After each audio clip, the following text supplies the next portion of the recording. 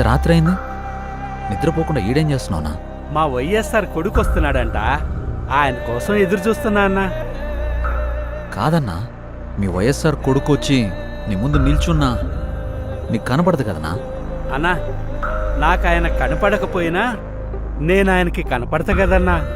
నాలాంటోళ్ళు ఆయన వెనకాలన్నామని తెలియడానికే నేను ఇక్కడ ఉన్నానన్నా.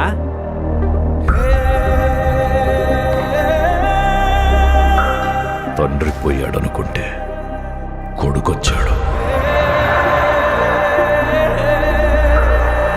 Congress party can create another 100 wise hours. Tell him, if he doesn't fall in line, the consequences will be very harsh.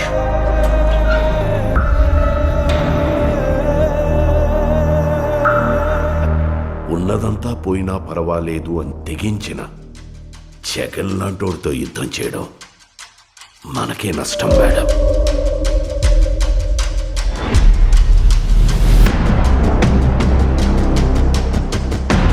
చరిత్రలో కని విని ఎరుగని రీతిలో అవినీతి చేశాడని అభియోగాలు మోపండి.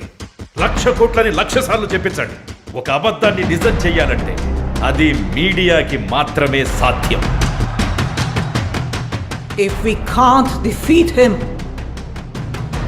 we can destroy him.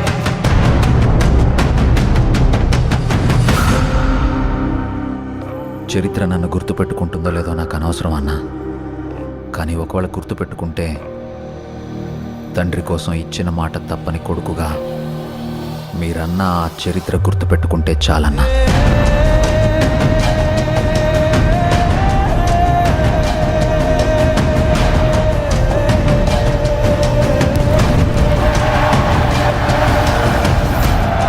నాకు భయపడడం రాదయ్యా. నేనేంటో, నా రాజకీయం ఏంటో మీకింకా అర్థం కాకపోవచ్చు, కానీ ఒక్కటి గుర్తుపెట్టుకోండి, నేను వైఎస్ రాజశేఖర్ రెడ్డి కొడుకుని.